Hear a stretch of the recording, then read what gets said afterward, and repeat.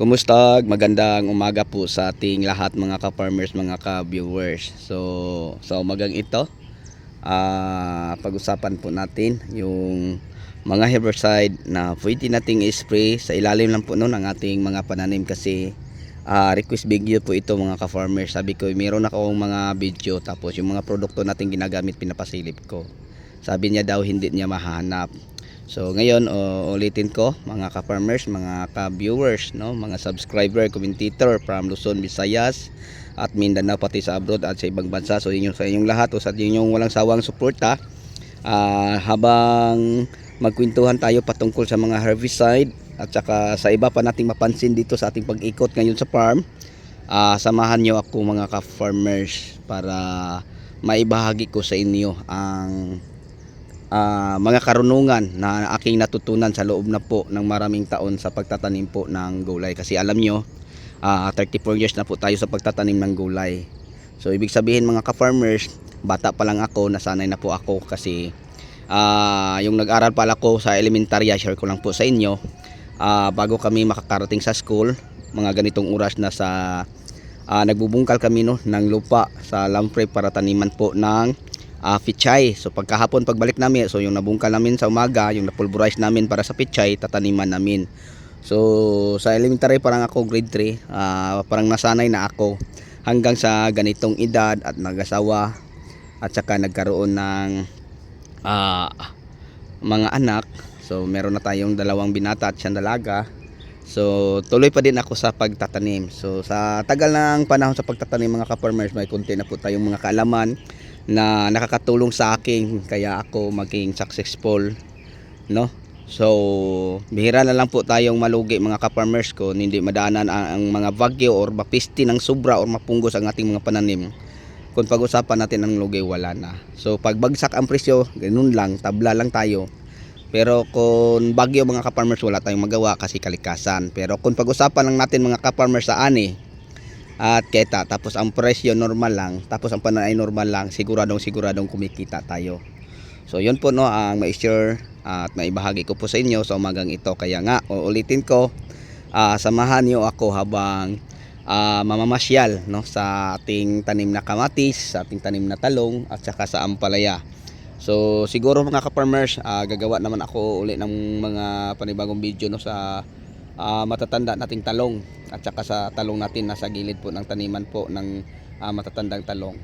So yung punla na yon ng malalaki na talong at saka ito mga ka-farmers, same lang po sila ha. Isa lang pong lata. Tapos yung pagpunla natin, nauna yung 5 araw lang doon, tapos ito nahuli. Okay, so 3,000 kapuno yung nauna, dito banda nasa 1,008. So ito ang talong na naitanim natin sa ilalim po ng ampalaya, kaya ganyan lang ang kanyang hetsura. So iba pala mga ka-farmers, no, kung hindi direkta masisikatan ng araw ang ating tanim kasi yung sa gilid kita niyo sobrang lago, sobrang tangkad, samantalang ito sa gilid niya is ganyan lang siya, wala lang sa kalahati, no, ang kanyang puno. So yun po ang malaking pinagkaiba. So ako mismo mga ka-farmers ang nakaprove na hindi pala pwede, no, kahit pa gaano kaluwang, kasi 4 meters ang row to row sa ating ampalaya, kaya nakapagtanim ako ng talong sa gitna. So hindi naman lugi mga ka-farmers, no, ang ating talong na naitanim sa ilalim po ng ating ampalaya dati. Kung sabay lang siguro silang naitanim, kasi mga ka-farmers nahuli po, no, mga 3 linggo ata ang pagkahuling na itanim ang ating talong sa gitna. So ang ating ampalaya ay naitanim na, punla pa lang po ang ating talong. So pagkalipas no ng mga 3 linggo, mga 21 days yan, naitanim na natin, tapos ang ating ampalaya ay may mga bulaklak na. So kaya ganyan siya mga ka-farmers. So wag nyong gayahin. Pwede naman yung gayahin, basta sabay siguro pwede. Or nauna ba ng konti, 2 linggo ang talong bago ang ampalaya. Okay, kasi ang talong mga ka-farmers, magbagal siyang lumaki katulad ng nakikita nyo. Mga 4 months na po siya, ganyan na pala. Pag ampalaya ay 4 months mga ka-farmers, patay na. Okay, so ngayon mga ka-farmers, mga ka-viewers, nandito na po tayo kung saan chine-check natin, no, ang mga natin. So naanaw tayo sa pag-alboroto ng bulkan dala sa hanging amihan. So kasi pabago-bago ang direksyon ng hangin, kaya mga manapansin tayong mga ganito mga ka-farmers, oh, parang mga sunog-sunog sa dahon, no? Pero nagtalbos na siya ng panibago, okay na. Then tapos ang ampalaya ganun din, okay na, nag-recover na po siya 100%. So gamit lang po ang ating mga fungicide na meron tayo, no? Kasi dahil sa sobrang acid, ayan, parang may ano. Pero dahil ang talong may malalapad na dahon, natagal siya nakaka-recover. So ngayon mga ka-farmers, ang ating kamatis, i-update ko lang, 38 days na po siya.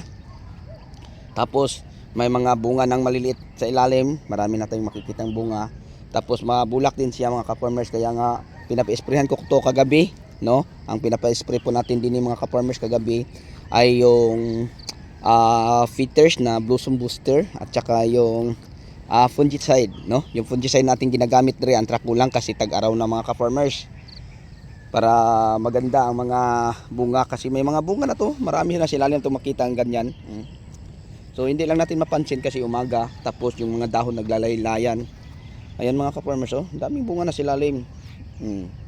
So yun po ang ating pinapa-sprayhan ng Antracol. So ang Antracol mga ka-farmers, nilalahok po natin sa 19 Utix, no? Kalahating kilong Antracol, kalahating 19 sa isang drum, tapos kalahating kilong Peters. So ito mga ka-farmers, dagdagan pa namin to ng isang taywer ito para matalian yung sanga papunta dini, parang hindi magharang sa ating daanan. So yun lang mga ka-farmers, no, mga ka-viewers.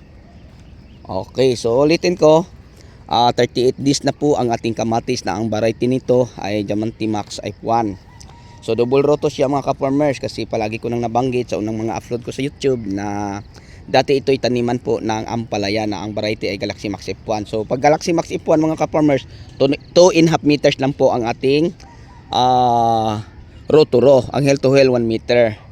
Tapos pag mestiza, kasi ang mestiza matagal ang buhay, kaya ang mga 4 months, lalo na pag grafted, abot pa ng 5 months, no? 148 days to hanggang 158 days. Ganyan katagal ang buhay ng mestiza pag grafted. Pero pag max mga ka-farmers, madali lang. Pinakamataas ko din 16 harvest lang, 18 wala na. Pag mabagyo tayo, ay nako, lalo nang mabilis lang mamatay o madali lang mamatay. So yan mga ka-farmers, oh. So ang ating kamatis na sobrang iksi lang, hanggang baywang lang, hindi katulad dati lagpas tao. Pag ganitong edad mga ka-farmers, siguro hanggang abaga ko na, no, mga nasa 5 to 6 feet na ang taas. Pero ito nasa mga 4 feet lang, napaka-iksi lang mga ka-farmers, oh.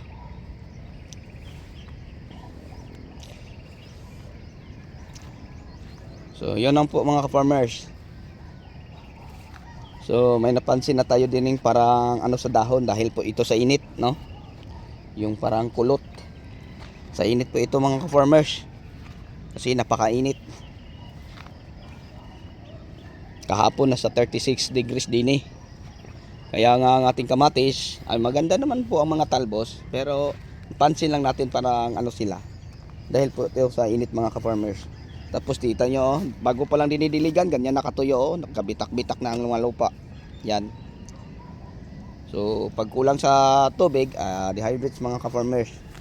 So kawawa po ang ating tanim. Kaya ngayon, magpapadilig po tayo. Okay, malapit na sumikat na si Haring Haraw, dahil solar ang ating gamit mga ka-farmers. Yan. Didiligan natin to. So yun po ang kagandahan mga ka-farmers, no, sa solar water pump. So samahan nyo ako para ipapasilip ko po sa inyo.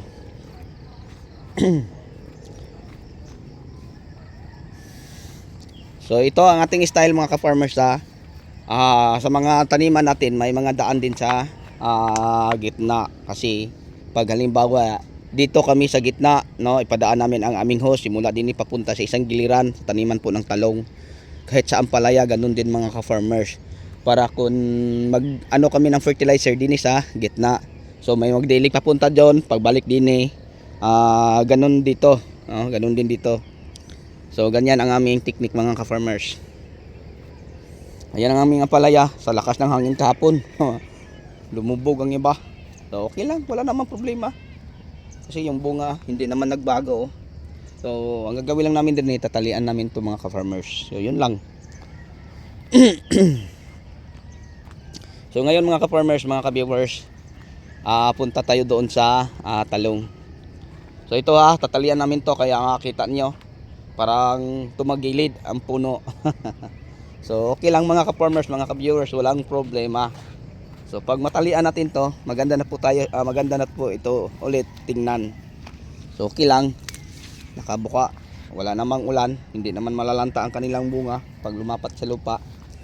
So mas magandang matalian para ang maayos at maganda ring tingnan. Ayan.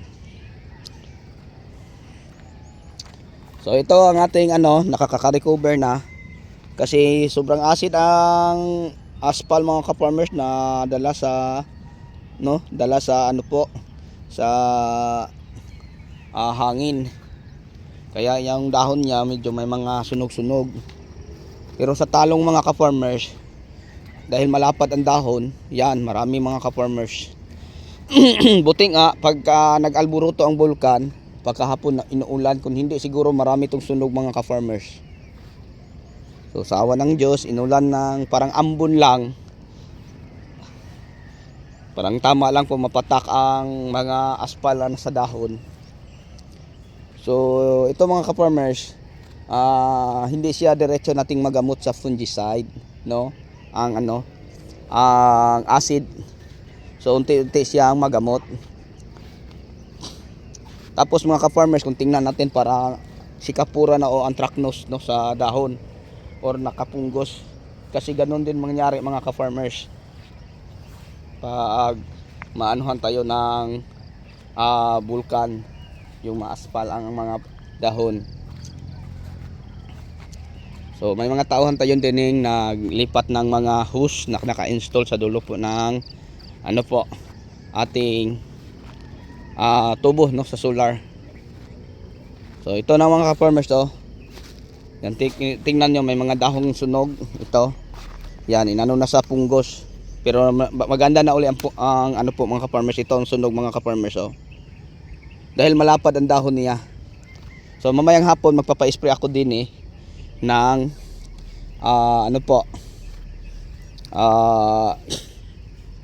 fungicide, yung Ortivatap. So yun po ating gamitin dire, kasi si Ortivatap mga ka-farmers ay napakaganda po siyang gamitin, lalo na kung pag-usapan nating problema sa mga dahon ng ating mga pananim. So ito, maganda na uli ang talbos. So ito na po ang ating alagaan, kasi pag ganitong edad ng ating talong mga ka-farmers, sobrang daming po itong magdala ng mga bulaklak. Kaya kita nyo kung gaano kadaming mga bulaklak. Pero may mga ganyan siya mga ka-farmers sa dahon. So yung acid mga ka-farmers, inano na ng punggos, kaya nagkaganyan. So hindi tayo problema dito, kasi sa ilalim na lang ang dahon ito. So mga na to mga ka-farmers, mga mag-isang linggo na. So sunog ang kanyang mga dahon. So madali lang tong magapan. Gamit lang ang mga carbendazim, okay, mga rally, yung mga AI na difeconazole or acisotrovin. So madali lang po itong maagapan. Once na mag-spray tayo dito mga ka-farmers ng Ortivatap, mabilis lang iputo yung malaglag, no? Malaglag to siya mga ka-farmers. So pagkalaglag nito, wala na tayong makita uling mga matatandang dahon or nasisirang dahon. Pero pag halimbawa ay uusok na naman uli ang bulkan, wala tayong magawa, kasi kalikasan yon. So ito mga ka-farmers ang kanilang ginagawa. So salamat po sa inyong lahat, no, sa pagsama, kasi yung mga kwento natin may aral po. Ito po mga ka-farmers na ang ating dose. So maliit ang ating dose na tubo. Tapos yung sinalpakan ay 2.5. Yan, hindi yan makayanan, Taiwire. Gagamitin nyo din lipad yan. Gane? Wait lang. Go. Alalay lang. Relax lang. Alalay lang. Among pulay na ron tanod. Relax.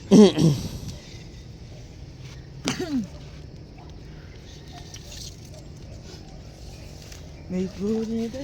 Ni daghanan gyud na. Kana. dami nating pantali doon. So yun po. So yun po mga ka-farmers, no, ang ating tangke sa solar. So para makita, sige, samahan niyo ako. So yun po ang mga hose, no, na naka-install natin. Ito, dito po pinadaan natin ang tubig galing sa solar, galing sa ilog.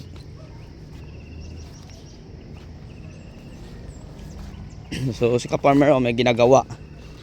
So napapasukan po ito mga ka-farmers, no, ng fruit shoot borer dahil kinulang sila sa insecticide, tapos kulang po sila din eh.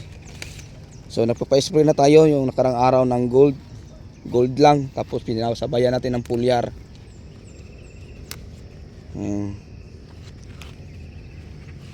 So okay naman yung mga talbos nila ngayon, oh. Ganda na, oh. Tapos may paisa-isang damage lang sa fruit shoot borer. So halimbawa mga ka-farmers, pag ang tanim nyo yung napapasukan po ng fruit shoot borer, lahat ng mga talbos na may tama, alisin nyo lang, tapos mga bunga, then tapos spray ng Proclaim. So yan lang. Daming bulaklak ang ating tanim na talong.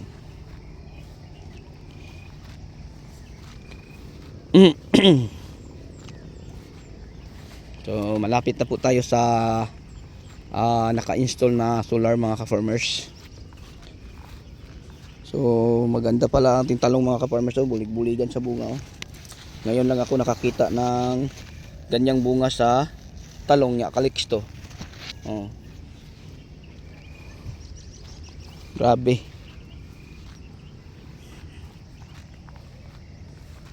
So yung solar natin mga ka-farmers, ano po, inaward po sa atin, no? Kasi alam nyo ang ginagawa namin dito mga ka-farmers, bakit nagkaroon kami ng ganito, dahil yung taniman namin ay pinapa-registered po namin. Then pati mga tao, no, nagawa kami din ng samahan ng mga magsasaka. So ang magiging mga member namin, yung mga tauhan ko lang sa farm. So meron kaming nasa 17 ata mga ka-farmers. Then tapos yung naaprobahan mga ka-farmers, na isa na kaming ano po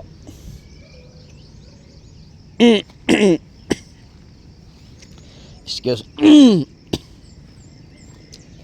So yung naaprobahan kami mga ka-farmers na isa ng legal na ano po, ito ang inaward sa amin, no, yung yan, tangke. So nagkakahalaga po ito, mahigit kumulang 750,000.